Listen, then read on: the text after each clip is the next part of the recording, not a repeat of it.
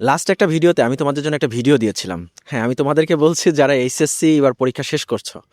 So তোমরা হাজারটা প্রশ্ন করছো, হাজারটা এসএমএস। আমি নিজে জব করি, নিজে পার্সোনালি আমি 3টা জব করি। আমি সকালে একটা জব করি, বিকালে একটা জব করি, আমার উইকেন্ডে আমি তারপরও জব করার চেষ্টা করি। কারণ এই সকল দেশ হচ্ছে অনেক এক্সপেন্সিভ। এখন আমি তোমার ম্যাক্সিমাম ভিডিওর মাধ্যমে বলি যাতে তোমাদের আরও 10 জনের যাতে উপকার হয়। দেখো, তোমাদের ভিতর থেকে যদি 2টা স্টুডেন্ট তোমরা বের হয়ে আসো, আর 2টা ফ্যামিলি যদি সেখান থেকে উপকৃত হয় এবং তোমাদের সেই দোয়া, তোমাদের যেই ভালোবাসা যদি পাই, তাহলে আল্লাহ তাআলা হয়তো বা আমাকে অনেক ভালো একটা অবস্থানে নিয়ে যাবে। তোমরা বলেছো যে তোমরা ইউনিভার্সিটির কোচিং করতে চাচ্ছ না, তোমরা হচ্ছে আইএলটিএস শেখার জন্য তোমরা ভর্তি হতে চাচ্ছ, তোমরা হচ্ছে বিভিন্ন কোচিং সেন্টারে। দেখো, আমি তোমাদেরকে একটা কথা বলি। বাবা মা অনেক কষ্ট করে টাকা ইনকাম করে। দেখো, এই 2026 সালে এসে যদি তুমি একটু সচেতন না হও, তাহলে তোমার জন্য এটা খুবই বড় ধরনের একটা অন্যায় হয়ে যাবে। এখন তোমার কোচিং সেন্টারে যেই জিনিস শেখানো হয়, ঠিক একই জিনিস তোমার ঘরের ভিতরে আছে। কীরকম ঘরের ভিতরে আছে? দেখো, তোমার সবথেকে বড় টিচার হতে পারে, বড় কোচিং সেন্টার হতে পারে সোশ্যাল মিডিয়া। দেখো, ইউটিউব প্ল্যাটফর্মে হাজারো টিচার বসে রয়েছে তোমাকে শেখানোর জন্য। দেখো, ফেসবুকে হাজারো টিচার বসে রয়েছে তোমাকে শেখানোর জন্য। তুমি কি মনে করো এই সাইফুরস মেন্টরসে যে 25 থেকে 30,000 টাকা খরচ করে তুমি কোচিং করবা, তুমি সেখানে থেকে খুব বেশি ভালো ম্যাটেরিয়ালস পেয়ে যাবা?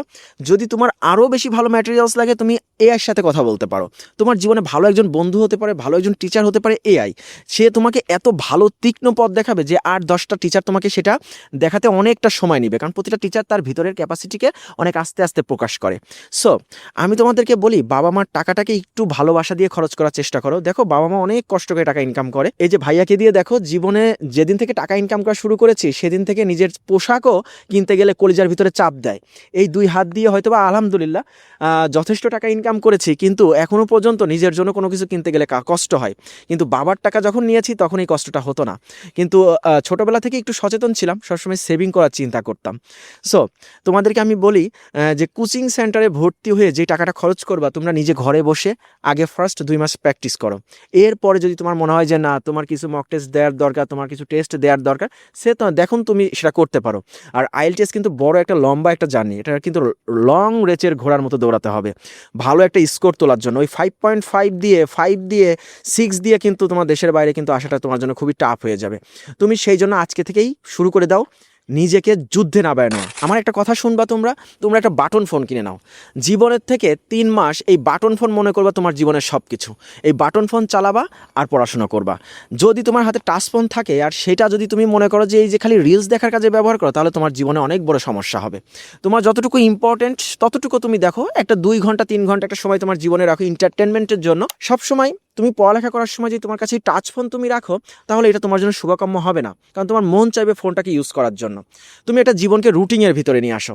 এই যে আমার এখন স্কুল নেই, কলেজ নেই, এখন আমি কি করতে পারি? আমি এই সময়টাতে আমি আইএলটিএস এর কোর্স করবো এবং আমি এই সময় এই প্রিপারেশনটা নিব।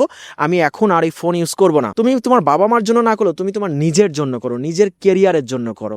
নিজের কেরিয়ারকে যদি ভালোবাসো, তাহলে তোমাকে এটা করতেই হবে। বাট স্পেশালি আমি মনে করি যে সবসময় সোশ্যাল মিডিয়ারকে যেহেতু এখন এইটাকে যেহেতু নেগেটিভভাবে ব্যবহার করছে, এটাকেই তুমি পজিটিভভাবে ব্যবহার করতে পারো।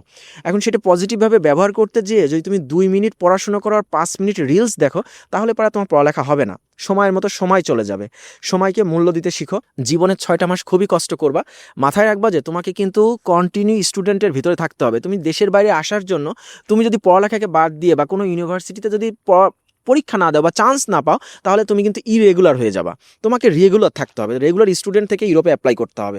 এই জন্য তোমার যতটুকু সময় প্রয়োজন তুমি নাও, কিন্তু তুমি যদি এখন হচ্ছে একটাকে ধরে রাখো, তাহলে তোমার জীবনে হয়তো একটা রিস্ক হয়ে যেতে পারে। সেই জন্য আমি তোমার বলবো, আজকের এই ভিডিওটি ছিল বাবা মা টাকা খরচ না করে যতটুকু পারো সেভ করে ইন দ্য ফিউচারে সেই টাকাকে যাতে ইনভেস্ট করা যায়, ইন দ্য ফিউচারে সেই টাকা যাতে আরেকটা কাজে লাগানো যায়, সেইটাকে করে তুমি তোমার মেধা, তোমার পরিশ্রম যেটা ফ্রি নিয়ে আসা যায়, সেটাকে ব্যবহার করো। মাথায় রাখবা, সবসময় চেষ্টা করো ফ্রিটাকে নেয়ার। তারপরে টাকা দিয়ে তো সব কিছু করাই যায়, কিন্তু তুমি ফ্রিটাকে যখন করবা, যখন দেখবা যে না আমি আর পারতেছি না, তখন তুমি সেটাকে অ্যাডমিশন নাও। আমার সাজেশন এটাই যে তুমি first of all social media থেকে তুমি একটু সব কিছু নোট ডাউন করো, সেটাকে পড়াশোনা করো। এরপরে তুমি রেজিস্ট্রেশন করো ব্রিটিশ কাউন্সিলে আইএলটিএস দেওয়ার জন্য। আইএলটিএস দেওয়ার আগে কিন্তু একটা লম্বা জার্নি তোমার দিতে হবে। এটা প্র্যাকটিস করা বা এটা এত সহজ না যে তুমি চাইলেই হয়ে গেল। তাহলে তো সবাই আইএলটিএসটা করে ফেলতো, তাই না? এরপরে তুমি জিএলপিটিও করতে পারো, এরপরে তুমি জিআরইও করতে পারো। হোয়াট এভার তোমার যেই ভাষাটাই তোমার ভালো লাগে সেটাই তুমি করতে পারো। তুমি করো, তুমি যেটাই হোক করো, তুমি বসে থেকো না, যেটাই হোক করো। সো আমার যারা প্রশ্ন করেছিল যে ভাই আমরা কোন কোচিংয়ে ভর্তি হবো, সাই ফুডস, ম্যান্টুরস, আপনি কোথায় কোচিং করেছেন, আমার প্রশ্নের অ্যান্সার হয়তো বা পেয়ে গেছো তুমি, তাই না? যে তোমার কোথায় ভর্তি হতে হবে আর কোন কোচিংয়ে তোমার যেতে হবে আর কী করতে হবে। আশা করি যারা বুঝবে এই অল্প কথাতেই বুঝবে, আর যারা বুঝবে না সারা দিনের বড় একটা লম্বা ভিডিও দিলেও তারা বুঝবে না।